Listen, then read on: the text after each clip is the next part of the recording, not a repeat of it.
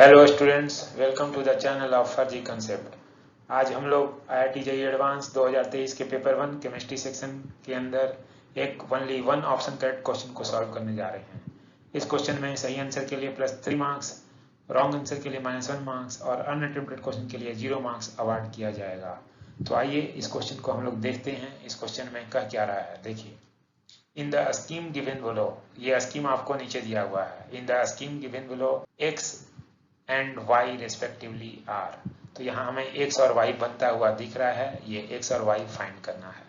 ये सारे ऑप्शन आपको दिए हुए हैं। x के करस्पॉन्डिंग ऑप्शन दिया हुआ है और y के करस्पॉन्डिंग ऑप्शन दिया हुआ है। तो हमें फाइंड करना है x और y इसमें क्या है। यह क्वेश्चन सॉल्ट एनालिसिस या डी ब्लॉक एलिमेंट के चैप्टर के अंदर का क्वेश्चन है। तो इसमें एक मेटल हैलाइड दिया हुआ है। मेटल हैलाइड को NaOH के साथ ट्रीट किया गया।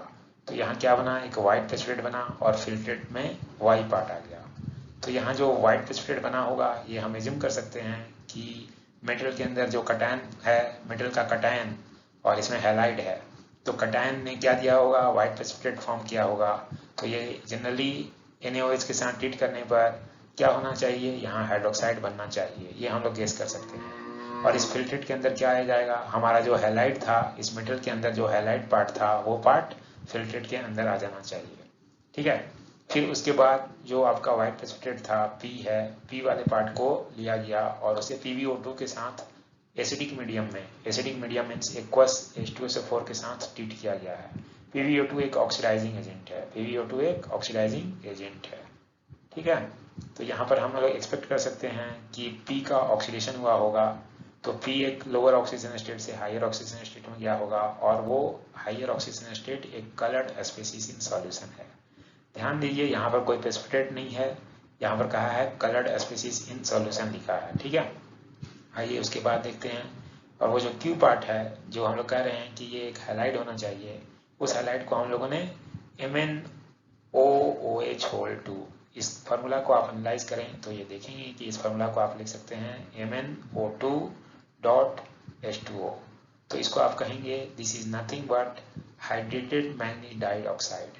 तो हाइड्रेटेड मैंगनीज डाइऑक्साइड या मैंगनीज डाइऑक्साइड भी एक ऑक्सीडाइजिंग एजेंट होता है। वो क्या करेगा, इस हैलोजन को ऑक्सीडाइज करके और उसे ऑक्सीडाइज करके Y बनाएगा। ठीक है। ये जो हमारा Y बना, एक हैलोजन का ही कंपाउंड होगा जो कि हैलाइड से ऑक्सीडाइज फॉर्म में गया है। और ये ऑक्सीडाइज फॉर्म क्या करता है, gives blue colouration with Ki and starch paper. तो Ki स्टार्च पेपर मतलब क्या है, Ki स्टार्च पेपर कब ब्लू हो जाता है, हम लोग जानते हैं कि जब भी आयोडीन प्लस स्टार्च का जो कॉम्प्लेक्स बनता है, आयोडीन और स्टार्च का जो कॉम्प्लेक्स बनता है, तो ये कॉम्प्लेक्स चार्ज ट्रांसफर के कारण ब्लू कलर शो करता है। तो ये इतना इन्फॉर्मेशन हम लोग एनालाइज कर पाए हैं इससे। आइए हम लोग आगे चलते हैं और देखते हैं क्या होगा। तो अच्छा, इस क्वेश्चन में जो दिए हुए ऑप्शन को देखना बहुत ही इंपॉर्टेंट है, क्योंकि यहाँ जब आप ऑप्शन को देखेंगे तो यहाँ पर x के अंदर क्या है, x is coming from P part, so x is coming from the metal part. तो मेटल पार्ट आइदर आपका क्रोमियम का दिया हुआ है, या क्रोमेट आयन दिया हुआ है, या फिर मैंगनीट आयन दिया हुआ है, या पर मैंगनीट आयन दिया हुआ है, या फिर मैंगनीज MnSO4 दिया हुआ है। ठीक है। तो क्रोमेट का कलर क्या होता है, इसका कलर येलो होता है, इसका कलर येलो है। ये मैंगनीट का कलर आपका ग्रीन होता है, ये ग्रीन होता है। और ये पर मैंगनीट का कलर पर्पल या वायलेट करते हैं, पर्पल या वायलेट, पर्पल और वायलेट करते हैं, वायलेट करते हैं। और MnSO4 का जो कलर है वो क्या होता है, ऑलमोस्ट कलरलेस टू, और इसी को वेरी लाइट पिंक भी कहते हैं, वेरी लाइट पिंक है। ठीक है। तो हमारे पास जो मेटल होगा, मेटल हमें क्या करना है, क्रोमियम से चूज करना है। आइदर क्रोमियम मेटल होगा या फिर मैंगनीज मेटल होगा, क्योंकि यही दो मेटल दिए हुए हैं और इसी का हैलाइड बनेगा। तो इसके साथ आइदर आप क्या क्या लगा सकते हैं, ब्रोमाइड लगा सकते हैं, ऑप्शन 1 को देखकर ब्रोमाइड लगा सकते हैं, या क्रोमियम का क्लोराइड नहीं दिया है तो क्रोमियम का आइदर आप ब्रोमाइड बना सकते हैं, या फिर मैंगनीज का सिर्फ क्लोराइड ही ऑप्शन दिया हुआ है। तो मैंगनीज का अगर आप मेटल हैलाइड बनाएंगे, मैंगनीज का मेटल हैलाइड बनाएंगे तो हमें मैंगनीज क्लोराइड से ही ट्रीट करना पड़ेगा। तो आइए देखते हैं इस क्वेश्चन को सॉल्व कैसे किया जा सकता है। आइए चलते हैं। यहाँ पर जो मेटल हैलाइड है वो NaOH के साथ रिएक्ट करके वाइट प्रेसिपिटेट दे रहा है और ये फिल्ट्रेट दे रहा है। तो हम लोग ये देखना चाहें कि ये मेटल हैलाइड की पॉसिबिलिटी क्या क्या हो सकती है। तो हम लोग देखें कि हमें जो भी मेटल हैलाइड दिया हुआ है वो क्या है, आइदर क्रोमियम का है, क्रोमियम होगा या मैंगनीज होगा। और मैंगनीज के दो कॉमन ऑक्सीजन स्टेट जो बोल्ड में लिखे हुए हैं वो क्या है, +2 है और +7 ऑक्सीजन स्टेट है, और क्रोमियम का ऑक्सीजन स्टेट +3 और +6 है। ठीक है, इसके बाद हम लोग देखें कि अगर क्रोमियम के +3 ऑक्सीजन स्टेट की बात करें तो ये क्रोमियम का ये हैलाइड बन सकता है और मैंगनीज +2 का ये हैलाइड बन सकता है। तो यहाँ पर X क्या हो सकता है, X फ्लोराइड से लेकर आयोडाइड तक कुछ भी हो सकता है। ठीक है, इसके बाद हम लोग अब क्या करते हैं, प्रैक्टिकल केमिस्ट्री का जो पार्ट है हमारा NCERT प्रैक्टिकल केमिस्ट्री ये का पार्ट है, क्योंकि ये साल्ट एनालिसिस का क्वेश्चन है। तो यहाँ पर हम लोग देखेंगे कि ये अगर ये मैंगनीज का साल्ट अगर हो तो टेस्ट ऑफ मैंगनीज साल्ट का अगर हम लोग रिएक्शन देखें NCERT में तो ये कहता है कि मैंगनीज जो मैंगनीज का जो एक हैलाइड यहाँ पर दिया हुआ है, मैंगनीज हैलाइड जब NaOH से जब रिएक्ट करता है तो ये व्हाइट प्रेसिपिटेट बनता है। और सेम यहाँ पर मेटल हैलाइड हमें क्वेश्चन में दिया हुआ था। तो यहाँ पर हम कह सकते हैं कि व्हाइट प्रेसिपिटेट बनाने वाला हैलाइड कुछ नहीं, वो मैंगनीज क्लोराइड हो सकता है। तो मैंगनीज +2 है यहाँ पर, ये कंफर्म हो गया कि मेटल के अंदर Mn+2 है, ये कंफर्म हो गया। क्योंकि मैंगनीज का जो हाइड्रोक्साइड है ये क्या होता है, व्हाइट कलर का होता है। और इस व्हाइट प्रेसिपिटेट को अगर आप कुछ समय तक ओपन एटमॉस्फेयर में छोड़ दें तो ये एयर से ऑक्सीडाइज होकर हाइड्रेटेड मैंगनीज डाइऑक्साइड देता है, जो कि इसे हम लोग MnO2.H2O भी लिख सकते हैं। ठीक है, तो ये पार्ट तो हमारा ऑलरेडी यहाँ NCERT में दिया हुआ था। ठीक है, तो यहाँ हमें व्हाइट प्रेसिपिटेट के बारे में पता चल गया कि ये मैंगनीज का ही हाइड्रोक्साइड है जो कि व्हाइट प्रेसिपिटेट का बनेगा। अच्छा, ये डी ब्लॉक के एलिमेंट को हम लोग अगर देखें, डी ब्लॉक के एलिमेंट में सारे जो हाइड्रोक्साइड होते हैं ऑलमोस्ट कलर्ड होते हैं, लेकिन मैंगनीज का ही एक ऐसा हाइड्रोक्साइड है जो कि व्हाइट कलर का होता है या फिर वेरी लाइट पिंक होता है, वेरी लाइट पिंक। ये JDL से अगर हम लोग देखें तो JDL में लिखा है कि जब मैंगनीज +2 स्टेट के किसी भी सॉल्ट पर अगर आप NaOH ऐड कीजिएगा या अमोनियम हाइड्रोक्साइड ऐड कीजिएगा तो इसमें क्या मिलेगा, वेरी पेल पिंक जिलेटिनस प्रेसिपिटेट मिलता है। तो वेरी पेल पिंक जिसे हम लोग व्हाइट भी कर रहे हैं, तो ये वेरी पेल पिंक एक कलर को हम लोग देखेंगे अगली स्लाइड में, जो कि थोड़े समय के बाद एयर में ऑक्सीडाइज होके ब्राउन ब्लैक हो जाता है और ये MnO2 बनाता है। ठीक है, तो हमारा जो हाइड्रोक्साइड है ये व्हाइट प्रेसिपिटेट हमें मिल गया कि ये मैंगनीज डाइहाइड्रोक्साइड ही बनेगा। ठीक है, आइए हम लोग और आगे देखते हैं कि व्हाइट और very pale colour of manganese 2 ion और ऑक्टाहेड्रल कॉम्प्लेक्स ये क्यों होते हैं। कि डी ब्लॉक के जो भी एलिमेंट हैं उसके सारे हाइड्रोक्साइड को देखें तो सिर्फ मैंगनीज ही एक ऑलमोस्ट ऐसा आयन है जिसका ऑक्टाहेड्रल कॉम्प्लेक्स या जिसके आयन जो होते हैं ऑलमोस्ट कलरलेस या वेरी लाइट पिंक होते हैं। तो इसका रीजन हम लोग जानना चाहेंगे। तो एक बार देखें कि वेरी लाइट पिंक या वेरी पेल पिंक का मीनिंग क्या होता है। वेरी पेल पिंक ये एक्चुअली वेरी पेल पिंक है और ये ऑलमोस्ट इसे आप व्हाइट कलर भी करते हैं, व्हाइट कलर का भी करते हैं। ठीक है, और ये कहा जाए कि नियरली कलरलेस और very pale colour of manganese 2 ion और salt contrast with the strong colour of most other transition metal ions. तो सिर्फ मैंगनीज से केस नहीं ऐसा उधर होता है। The virtual absence of colour is due to violation of 2 selection rule. तो 2 सिलेक्शन रूल का हमें पता होना चाहिए कि अगर ये 2 सिलेक्शन रूल आपको पता है तो आप इसे देखते ही कह सकते हैं कि only the manganese hydroxide is expected to be white in colour. इसमें 2 सिलेक्शन रूल का वायलेशन हो रहा है, वो 2 सिलेक्शन रूल के वायलेशन को हम लोग स्टडी करेंगे और जिसके कारण colour of octahedral transition metal complex of manganese +2 ion is affected. वो क्या हो जाता है, कलरलेस हो जाता है या फिर वेरी पेल कलर हो जाता है, पेल पिंक कलर हो जाता है। तो ये देखते हैं कि ये वायलेशन ऑफ 2 सिलेक्शन रूल क्या है। तो यहाँ पर हम लोग देखेंगे कि जब मैंगनीज +2 है इसका जो कन्फिग्रेशन होता है वो क्या होता है, D5 होता है। D5 4s 0 है और ये ठीक है। तो ये वैलेंस कन्फिग्रेशन है। इस वैलेंस कन्फिग्रेशन में ऑक्टाहेड्रल कॉम्प्लेक्स के अंदर हम लिख सकते हैं कि ये पार्ट आपका T2G रहेगा और ये EG रहेगा और ये कैसा है, D5 इलेक्ट्रॉनिक कन्फिग्रेशन है। और इन द एक्वस मीडियम और under the presence of a weak field ligand, ये क्या रहेगा, D5LB या हाई स्पिन कॉम्प्लेक्स। तो इसमें हम लोग कलर क्यों एक्सपेक्ट कर रहे हैं कि कलर क्यों होना चाहिए, क्योंकि इसमें DD ट्रांजिशन होना चाहिए। तो यहाँ का इलेक्ट्रॉन, ये इलेक्ट्रॉन जब यहाँ से ऊपर जंप करेगा तो ये जो स्टेट रीच होगा, यहाँ का इलेक्ट्रॉन लॉस हो गया और यहाँ पर जो इलेक्ट्रॉन आया, तो इसमें क्या हुआ, DD ट्रांजिशन हुआ और लेकिन यहाँ जो इलेक्ट्रॉन का जो स्पिन अप था, पहले यहाँ इलेक्ट्रॉन का स्पिन अप स्पिन था। अब यहाँ पर क्या हो गया, ये डाउन स्पिन हो गया। ठीक है, तो पहले ये D5 कॉन्फ़िगरेशन में यहाँ पर टोटल स्पिन अगर निकाला जाए तो 5 electrons are in plus half up spin oxygen state. तो यहाँ पर नेट स्पिन कितना आ रहा था, हमारा नेट स्पिन आ रहा है +5/2 आ रहा है। लेकिन यहाँ पर हम लोग देखेंगे कि ये अप स्पिन डाउन स्पिन मिलकर 0 हो जाएगा। तो यहाँ नेट स्पिन जो हमारा होगा वो 3 अप स्पिन के कारण ही आएगा। नेट 3 अप स्पिन पक्का पार्ट ही लेंगे। नेट 3 अप स्पिन है, ये up spin down spin cancel हो जाएगा। तो ये नेट कितना हो जाएगा, प्लस हाफ, तो ये +3/2 हो जाएगा।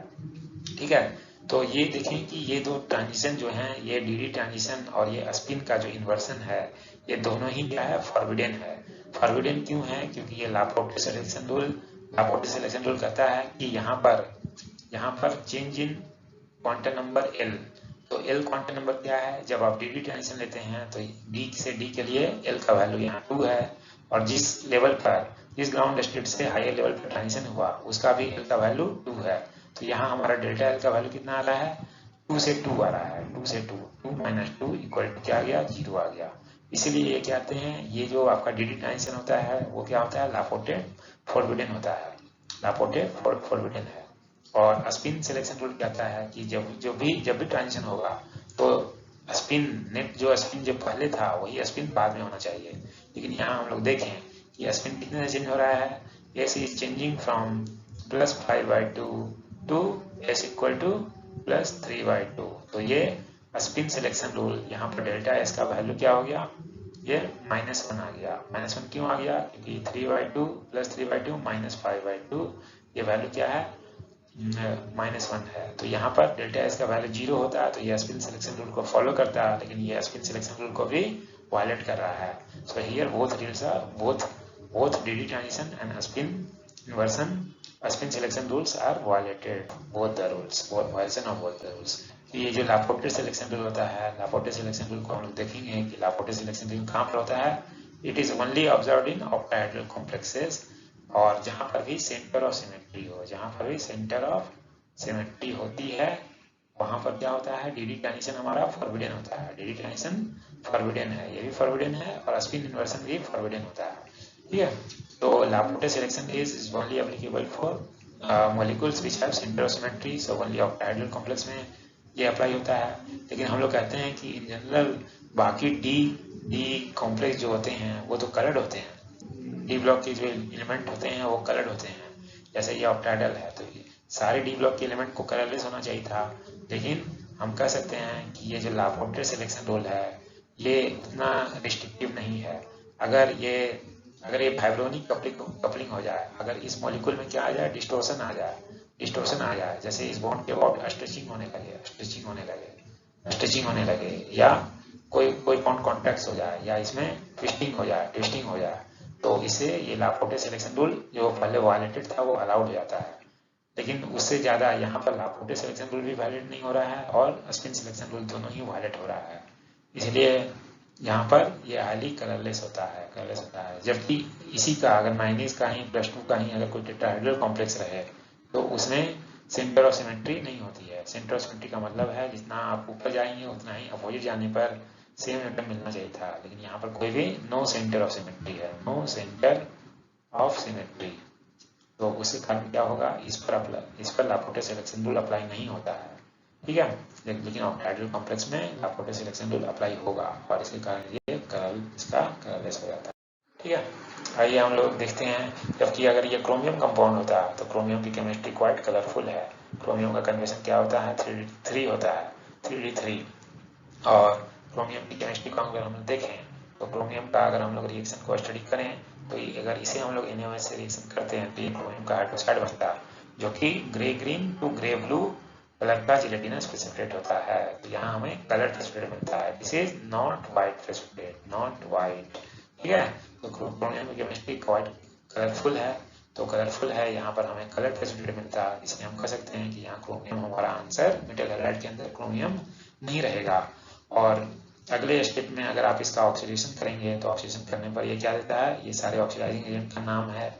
एक बार आप देख सकते हैं सारे अल्कलाइन मीडियम है और ये एक एसिडिक मीडियम में। तो जब भी आप क्रोमियम +3 का ऑक्सीडेशन करते हैं तो ये क्या बनता है, येलो कलर का सॉल्यूशन पहले फॉर्म होता है, क्रोमेट साल्ट बनता है, ये क्रोमेट आयन बनता है जिसका येलो कलर होता है। और ये एसिडिक मीडियम में ले जाने पर ये डाइमर फॉर्म करता है और ये डाइक्रोमेट सॉल्यूशन आयन बनाता है जिसका कलर क्या होता है, ऑरेंज कलर होता है। और अगर जैसा कि PbO2 दिया हुआ था हमें क्वेश्चन में, तो अगर ये Pb साल्ट प्रेजेंट रहेगा तो Pb साल्ट के प्रेजेंस में येलो प्रेसिपिटेट बनाएगा। But this precipitate is soluble in both dilute and dilute acid as well as dilute base. तो हम लोग यहाँ यहीं से कह सकते हैं कि हमारा कोई व्हाइट प्रेसिपिटेट नहीं बना है, इसलिए यहाँ पर क्रोमियम +3 का जो हैलाइड है वो एब्सेंट रहेगा, क्रोमियम आंसर में रहेगा। ठीक है, अब हम लोग आगे चलते हैं और देखते हैं कि यहाँ पर नेक्स्ट स्टेप में ये जो हमारा हाइड्रोक्साइड है, ये जो हाइड्रोक्साइड है, तो ये हाइड्रोक्साइड हमने पता कर लिया है, ये हाइड्रोक्साइड क्या है, MnOH2। ये मैंगनीज का हाइड्रोक्साइड है। इस हाइड्रोक्साइड को जब आप PbO2 और H2SO4 से ट्रीट करते हैं, एक्वस H2SO4, तो यहाँ पर आप ये जैसे ही एक्वस एसिडिक मीडियम लेंगे, मैंगनीज सॉल्युबल होकर Mn+2 बनेगा। और PbO2 क्या है, एक ऑक्सीडाइजिंग एजेंट है। तो एक बार हम लोग एनालाइज करें कि PbO2 क्या होता है, एक क्वाइट स्टेबल कंपाउंड है and is a good oxidising agent है। तो क्यों ये गुड ऑक्सीडाइजिंग एजेंट होता है, क्योंकि ये because of inert pair effect. जैसे हम लोग कार्बन की फैमिली में नीचे जाते हैं, कार्बन, सिलिकॉन, जर्मेनियम, टिन और लेड, तो यहाँ पर ये इसकी तो +4 ऑक्सीजन स्टेबल होते हैं, सारे के +4 हैं। लेकिन जैसे जैसे नीचे जाते हैं वैसे वैसे +2 ऑक्सीजन स्टेट की भी स्टेबिलिटी बढ़ती जाती है। तो लेड एक ऐसा है जिसका +2 oxygen state is more stable, this is more stable then +4 oxygen state. तो यहाँ ये क्या होता है, ये कैसा बिहेव करना चाहता है, ये खुद रिड्यूस होना चाहता है, तो ये दूसरे को ऑक्सीडाइज करेगा, तो ये is a good oxidising agent का काम करता है। तो सेम चीज को यहाँ भी दिखाया गया है, ये फर्स्ट डायग्राम के थ्रू भी हम लोग दिखा सकते हैं कि लेड ऑक्साइड क्या होता है, ऑक्सीडाइजिंग होता है। तो अब हम लोग इसका ऑक्सीडाइजिंग एक्शन को हम लोग करेंगे, स्टडी करेंगे। तो यहाँ पर आपको पता है कि इसके अंदर क्या है, मैंगनीज हाइड्रोक्साइड था जो एसिडिक मीडियम में क्या देगा, Mn+2 आयन देगा। तो Mn+2 आयन है और इस पर आप एक ऑक्सीडाइजिंग एजेंट ऐड कर रहे हैं, तो इससे क्या कलर कॉम्प्लेक्स बन सकता है, इसके बारे में हम लोग एनालाइज करें। तो ये test of manganese Mn+2 ion है। जैसा कि हम देख सकते हैं कि यहाँ पर क्या है, जब PbO2 के साथ PbO2 क्योंकि एक ऑक्सीडाइजिंग एजेंट है, या फिर आप Pb+2 का ये Pb3O4 भी लें तो भी यहाँ पर सेम रिएक्शन होगा। Pb+2 का ऑक्साइड है और यहाँ पर Pb+4 दोनों ही प्रेजेंट है, यहाँ पर PbO भी है और PbO2 भी है। तो यहाँ इसे आप लिख सकते हैं, इस Pb3O4 को आप लिख सकते हैं 2PbO.PbO2 लिख सकते हैं। तो इसके अंदर भी PbO2 है, तो ये भी क्या है, एक ऑक्साइडिंग एजेंट है। तो रेडलोड यहाँ PbO2 की जगह पर आप रेडलेट को भी यूज कर सकते हैं। इसको आप कंसंट्रेटेड एसिड, नाइट्रिक एसिड के प्रेजेंस में जब आप बॉयल करते हैं तो ये क्या बनता है, एक कलर्ड कंपाउंड बन जाता है, कलर्ड कंपाउंड। ये एक्चुअली मैंगनीज एसिड बनता है जो कि H+ लूज करने के बाद मैग्नेट आयन देता है MnO4- जो कि वायलेट रेड और पर्पल कलर का कंपाउंड है, पर्पल कलर का कंपाउंड है। ठीक है, और यहाँ पर आप red lead gives PbO2 in presence of nitric acid. मैं कह रहा हूँ रेडलेट को भी आप यहाँ पर ले सकते थे। ठीक है, क्वेश्चन में आपको क्या दिया हुआ है, इसके कंसंट्रेटेड नाइट्रिक एसिड की जगह पर एक्वस H2SO4 दिया है, एक्वस दिया हुआ है। अगर कंसंट्रेटेड होता है तो कंसंट्रेटेड हमें नहीं लेना चाहिए, क्योंकि अगर यह यहाँ पर सल्फेट आयन मिल जाता है। अगर कंसंट्रेटेड होता है तो हम लोग PbSO4 बना देते हैं, लेकिन यहाँ पर एक्वस है तो ये बोले कि बहुत ही डाइल्यूट कंडीशन है, सो Pb+2 will remain in the solution only, बहुत ही डाइल्यूट कंडीशन है। ठीक है, लेकिन यहाँ पर जो बेटर एसिड होता है, better acid is always the nitric acid, better acid is nitric acid, because lead nitrate is PbNO3 is soluble, PbNO3 is soluble, PbNO3 whole twice is soluble होता है।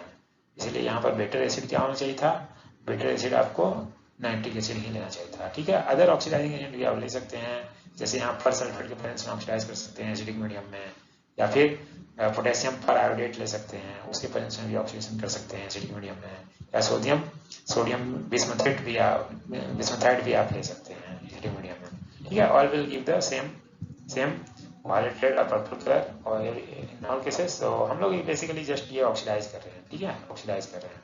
सो ये Mn का टेस्ट है, Mn का test है, जहाँ पर Mn+2 से MnO4 माइनस ये फॉर्म हो रहा है अंडर एसिडिक कंडीशन। तो हमारा ये जो ऑप्शन गिवन ऑप्शन में से ये मैग्नेट आयन, ये परमैग्नेट आयन हमारा एक कलर्ड स्पेसीज है, अब कलर्ड स्पेसीज एक्स का नाम क्या है, एक्स क्या हो गया, मैग्नेट हो गया। तो जैसे ही एक आपका मैग्नेट बनेगा, ये आपका टेस्ट कंफर्म हो गया कि इसका अगला पार्ट क्या होना चाहिए, तो वो कंपाउंड क्या होना चाहिए, MnCl2 होना चाहिए। ठीक है, तो यहाँ पर देखिए ये थोड़ा कंफ्यूजिंग है आपको। यहाँ पर देखिए ये क्या है, हाइड्रेटेड मैग्नीज डाइऑक्साइड है, ये MnO2.H2O है, हाइड्रेटेड मैग्नीज डाइऑक्साइड है, जो एसिडिक मीडियम में आप फॉर्म कर रहे हैं। तो ये क्या था, ये फिल्ट्रेट का पार्ट था, ये क्या था, फिल्ट्रेट का पार्ट है आपका, फिल्ट्रेट का पार्ट है। और फिल्ट्रेट में आपका क्या है, हैलाइड आयन है, इसके अंदर हैलाइड आयन है। तो गिवन ऑप्शन के बेस पे हम कह सकते हैं कि ये ओनली क्लोराइड होगा, या फिर और क्या क्या पॉसिबिलिटी हो सकती थी। अगर इस अनायन का एनालिसिस हम लोग करें, ये जो अनायन है, हैलाइड एक अनायन है, इस अनायन का अगर एनालिसिस करें तो इसके लिए हम लोग क्या कर सकते हैं कि यहाँ पर हम क्या ले सकते हैं, एक क्लोराइड ले सकते हैं। तो क्लोराइड का क्या होगा, कंसंट्रेट H2SO4 के प्रेजेंस में ये क्या, ये दोनों कंबाइन करके क्या देते हैं, HCl देते हैं, और HCl प्लस MnO2 ये कंबाइन होकर कौन सा गैस देता है, ये क्लोरीन गैस देता है, जो कि गिनीस येलो गैस है।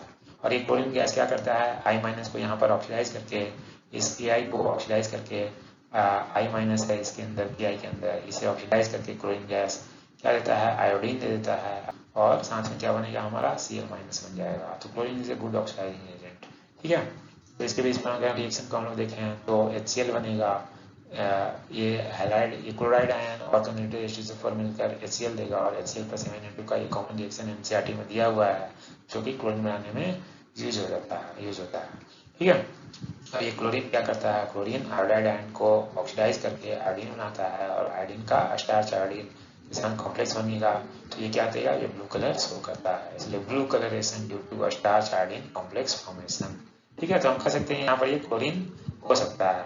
इवन यहाँ पर ब्रोमीन भी हो सकता था, क्योंकि ये दोनों भी कंबाइन करके HBr कंसंट्रेट H2SO4 जब आप ब्रोमाइड आयन पर डालते हैं तो ये HBr देता है, और Br2 भी बनता है, क्योंकि concentrate H2SO4 is also an oxidising agent which does not oxidises HCl but it oxidises HBr। तो यहाँ HBr बना, और HBr पर फिर से अगर आप MnO2 से कंबाइन करेंगे तो क्या बनेगा, ये Br2 बनेगा। ब्रोमीन क्या होता है, Br2 इज अ लिक्विड, लेकिन यहाँ पर ब्रोमीन का वेपर बनता है, क्योंकि ब्रोमीन लिक्विड की बॉइलिंग पॉइंट कम है। तो ये ब्रोमीन वेपर जो होता है वो क्या करेगा, वो वही यहाँ फिर से ये आयोडाइड को ऑक्सीडाइज करके I2 बनाएगा, और ये भी क्या देगा, ये ब्लू कलर ही देगा। तो हम लोग कह सकते हैं कि यहाँ जो अनायन है हमारा, ये ब्रोमाइड या फिर क्लोराइड दोनों में से कोई एक हो सकता था। लेकिन अगर हम लोग देखें तो ब्रोमाइड और क्लोराइड दोनों में से कोई हो सकता था, क्योंकि क्लोरीन गैस और ब्रोमीन गैस दोनों ही क्या करते हैं, दोनों ही यहाँ पर आयोडीन लिबरेट करने के लिए कैपेबल हैं, जो कि NCERT में ये पार्ट आपको दिया हुआ है। फ्लोरीन हम लोगों ने क्यों नहीं लिया, फ्लोरीन का केस क्यों नहीं लिया, क्योंकि fluorine is the one of the strongest oxidising agent, और वो MnO2 फ्लोराइड आयन से MnO2 का कोई रिएक्शन नहीं होगा। HF is not oxidise to F2, इसलिए हम लोग फ्लोराइड को केस नहीं कर रहे हैं। ठीक है, जिसके बेस पर हमारा ऑप्शन क्या हो गया, और गिवन हुए ऑप्शन में ये परमैंगनेट आयन है, और यहाँ पर क्या है, सिर्फ क्लोरीन दिया हुआ है, यहाँ ब्रोमीन का केस नहीं दिया हुआ है। ऑप्शन नंबर सी ही चूज करना पड़ेगा। तो यहाँ पर इसलिए हम लोग कह सकते हैं कि हमारा ये जो फाइनल हाईलाइट हुआ, वो हाईलाइट क्या हुआ, MnCl2 हो गया। ये व्हाइट प्रेसिपिटेट क्या दिया, का हाइड्रोक्साइड बनेगा, और यही हाइड्रोक्साइड एक ऐसा हाइड्रोक्साइड है जो कि व्हाइट कलर का प्रेसिपिटेट है या फिर वेरी लाइट पिंक है, वेरी लाइट पिंक है, ठीक है। और आयरन का भी आप कह सकते थे, क्योंकि Fe+3, अगर यहाँ पर Fe+3 भी होता है ना, तो Fe+3 जस्ट हम लोग फ्यूचर के लिए जस्ट जान लें कि Fe+3 भी क्या होता है, D5 होता है, और ये क्या होता है, very light yellow, very light yellow होता है, लाइट येलो होता है। तो इसका भी कलर ऐसा होने का रीजन भी यही है, आप कह सकते हैं कि ये भी क्या है, ये लापोर्टे फॉरबिडेन है, और क्या है, अस्पिन फॉरबिडेन है। तो जिसके कारण डी ट्रांजिशन तो फॉरबिडेन होता ही है, लेकिन साथ साथ अस्पिन फॉरबिडेन हो जाने के कारण इसका कलर व्हाइट हो जाता है। तो मैंगनीज हाइड्रोक्साइड एक यूनिक कंपाउंड है जो कि क्या है, व्हाइट प्रेसिपिटेट देता है। और ये फिल्ट्रेट के अंदर क्या आ जाएगा, आपका क्लोराइड आयन आएगा, और ये फिल्ट्रेट मतलब यहाँ पर जब आप एसिडिक मीडियम में लेंगे तो यहाँ से Mn+2 आएगा, हाइड्रोक्साइड डिजोल्व होकर क्या देगा, हाइड्रोक्साइड डिजोल्व होकर Mn+2 देगा, और वो एक ऑक्सीडाइजिंग एजेंट के प्रेजेंस में ये MnO4- बनाता है, जो कि पर्पल कलर का कंपाउंड है, पर्पल और वायलेट कलर का कंपाउंड है, ठीक है। ये कलर्ड सॉल्यूशन बनता है। फिर उसके बाद जो अगर आप फिल्ट्रेट से यहाँ हैलाइड आयन को लेंगे और हैलाइड आयन पर MnO2 ऐड कर रहे हैं, MnO2 ऐड कर रहे हैं और HCl ऐड करेंगे, तो इससे क्या बनेगा, Cl2 बनेगा, और Cl2 क्या करता है, I- को ऑक्सीडाइज करके I2 बना देगा, और स्टार्च आयोडाइड कॉम्प्लेक्स क्या होता है, स्टार्च आयोडाइड कॉम्प्लेक्स बनने के कारण उसका कलर क्या आएगा, ब्लू आएगा। इसलिए हम लोग कह सकते हैं ये option number C is the correct option, ठीक है। और यह option number C IIT JEE advance 2023 के ऑफिशियल आंसर की, जो कि IIT गुवाहाटी द्वारा रिलीज किया गया, उससे मैच करता है। So thanks for watching, thanks.